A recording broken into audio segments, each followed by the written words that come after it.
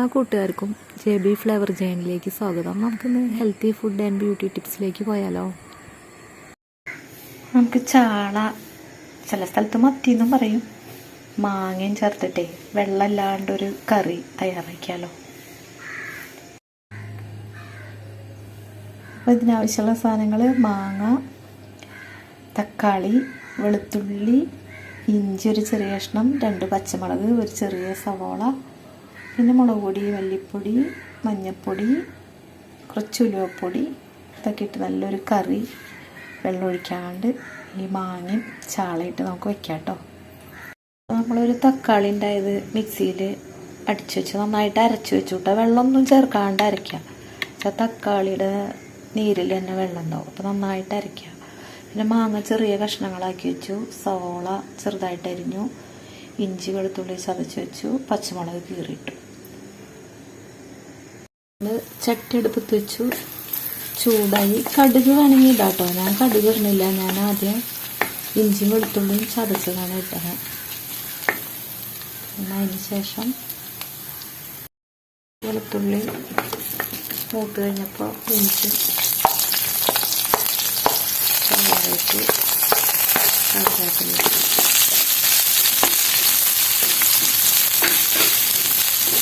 അതുപോലെ കറിവേപ്പില കടുക് ഇടണമെങ്കിൽ ഇടാം കേട്ടോ. ഞാൻ കടുക് ഇടാണ്ടാണ് വെളുത്തുള്ളി ഇഞ്ചി ഇട്ടത്. എന്നുവെച്ചാൽ കടുക് ഇഷ്ടമല്ല, അതാണ്.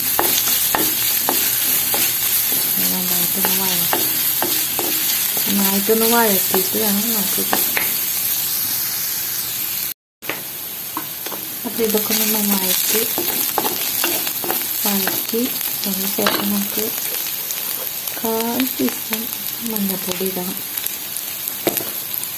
1 ടീസ്പൂൺ മുളക് പൊടി, 1/2 ടീസ്പൂൺ മല്ലിപ്പൊടി കേട്ടോ. നിങ്ങൾ കൂടുതൽ കറിയൊക്കെ വയ്ക്കുകയാണെങ്കിൽ കൂടുതൽ ഇടണം കേട്ടോ. ഇത് ഞാൻ കുറച്ച് കറി വയ്ക്കണുള്ളൂ, അത് കാരണമാണ് കുറച്ച് എടുക്കണം. 1/2 ടീസ്പൂൺ മല്ലിപ്പൊടി മതി കേട്ടോ, കുറച്ച് മതി. പിന്നെ ഒരു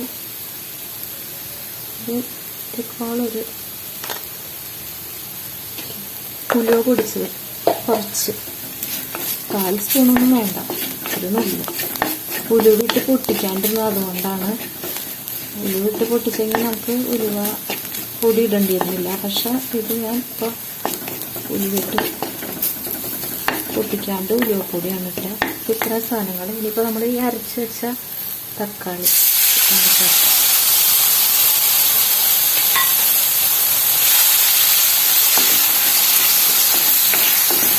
നന്നായിട്ട് ഇതിൻ്റെ പച്ചമണമൊക്കെ ഒന്ന് മാറും. തക്കാളി ഒന്ന് ചെറുതായിട്ട് നല്ല ഗ്രേവി ആവണം. തക്കാളി നന്നായിട്ട് പച്ചമണമൊക്കെ മാറി വന്നിട്ടുണ്ട്. അപ്പോൾ നമുക്കിതിൽ മാങ്ങിയിടാം.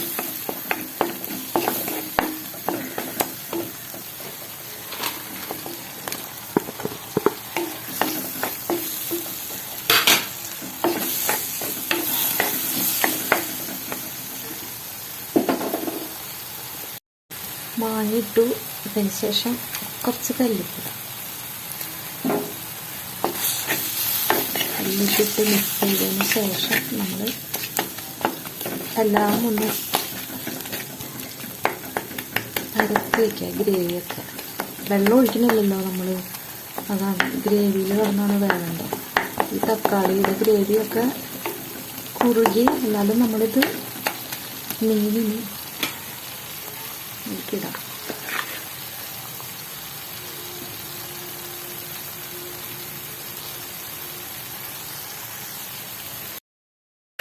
അപ്പോൾ നമുക്ക് മീനിടാം ഇതിൽ.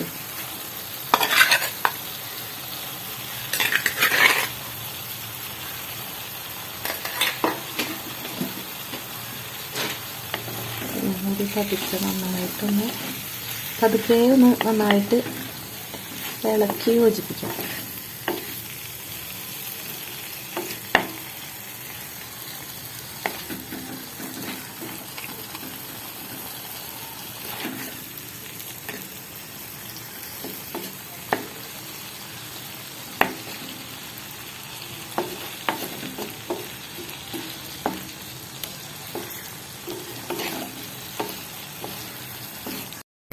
ഇത് അടച്ചു വെച്ച് വേവിക്കാൻ വെച്ചിരുന്നു. നോക്കാം.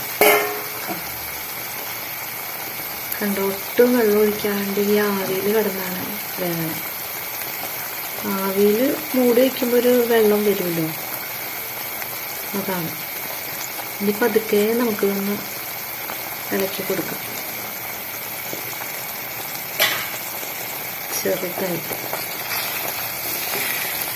മീനൊക്കെ ഫ്രൈ ചെയ്യുമ്പോൾ പതുക്കെ ഇളക്കില്ല, അതേപോലെ തന്നെ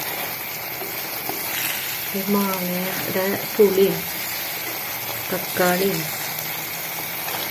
എല്ലാം കൂടി ഇത് പിടിച്ച് നല്ല സെറ്റായിട്ടുണ്ട്. ഇത് നമുക്ക് നല്ല ചോറിൻ്റെ കൂടെ കഴിക്കാം. പിന്നെ കപ്പയുണ്ടല്ലോ, കപ്പ വേവിച്ചിട്ട് അതിൻ്റെ കൂടെ കഴിക്കാം. മാങ്ങയുടെ പുളി മീനിലൊക്കെ പിടിച്ച് നല്ലപോലെ സെറ്റായി. ഒരുപാട് വെളിച്ചെണ്ണ ഒഴിച്ചിട്ടില്ല കേട്ടോ, ഞാൻ കുറച്ച് ഒഴിച്ചിട്ടുള്ളൂ. ഇതിനൊന്നും കൂടി ആവി വെച്ചിട്ട് നമുക്ക്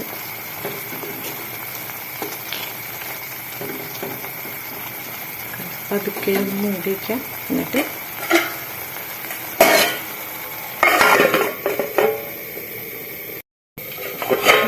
മീൻ എന്തായി നോക്കാം.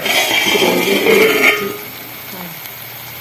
നല്ല സെറ്റായിട്ടുണ്ട്, മീനിലെല്ലാം പിടിച്ച് കറക്റ്റ്. ഇത്ര മതി.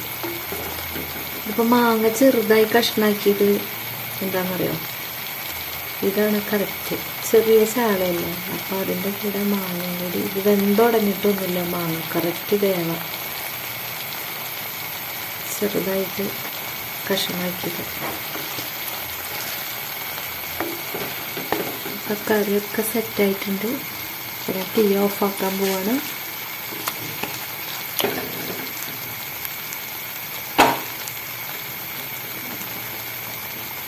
ഇനി വെളിച്ചെണ്ണ ഒന്നും ഒഴിക്കണ്ട, വേണമെന്നുണ്ടെങ്കിൽ ഇത്തിരി പച്ച വെളിച്ചെണ്ണ ഒഴിക്കാം. ഞാനിപ്പോൾ പച്ച വെളിച്ചെണ്ണ ഒന്നും ഒഴിക്കുന്നില്ല.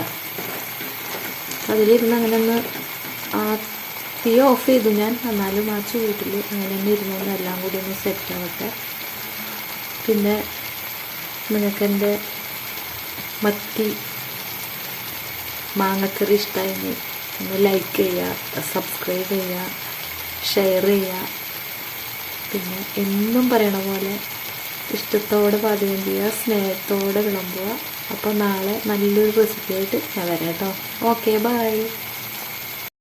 ഞാനൊരു ഗോതമ്പ് ദോശയുടെ കൂടെ കഴിക്കാൻ പോണേ. എന്തിനായാലും കോമ്പിനേഷൻ നല്ലതാട്ടോ. ചോറിന്, ചപ്പാത്തിക്ക്, കപ്പയ്ക്കൊക്കെ നല്ല ടേസ്റ്റ് ആയിരിക്കും. ഓക്കെ, നമുക്ക് ഇന്നത്തെ ബ്യൂട്ടി ടിപ്സിലേക്ക് കിടക്കാം കേട്ടോ. നമുക്ക് നല്ല ഉണക്കമുന്തിരി കുതിർത്തിയിട്ട് നന്നായിട്ട് അരയ്ക്കുക. മിക്സി ജാറിൽ അരയ്ക്കുക.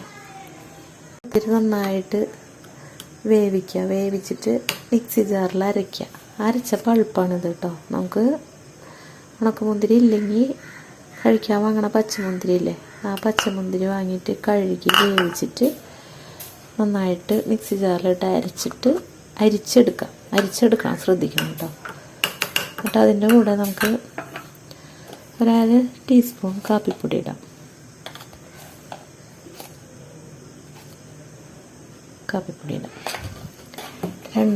നന്നായിട്ട് മിക്സ് ചെയ്യുക. രണ്ടും കൂടി നല്ലൊരു ക്രീം പരുവാകും. എന്നിട്ടിത് എങ്ങനെ അപ്ലൈ ചെയ്യേണ്ടതെന്ന് വെച്ചാൽ ഫേസ് ക്രീമാട്ടോ, നൈറ്റ് ക്രീമാണത്. ഫേസ് നന്നായിട്ട് വാഷ് ചെയ്ത്, ഫേസ് വാഷോ കടലമാവോ എന്താണെന്ന് വെച്ചാൽ അത് വെച്ച് വാഷ് ചെയ്ത് നന്നായിട്ട് തുടച്ചിട്ട് ഇത് ഫേസിൽ തേച്ച് പിടിപ്പിക്കുക. എന്നിട്ട് ഒരു 20 മിനിറ്റ് കഴിഞ്ഞതിന് ശേഷം തണുത്ത വെള്ളത്തിൽ കഴുകിക്കളയാം. എന്നിട്ട് രാത്രി ഫേസിലൊന്നും ഇടണ്ട, വേറെ സീറോ നൈറ്റ് ക്രീം ഒന്നും ഇടണ്ട. ആഴ്ചയിൽ ഒരിക്കൽ ഇത് തേച്ചാൽ മതി. അതായത്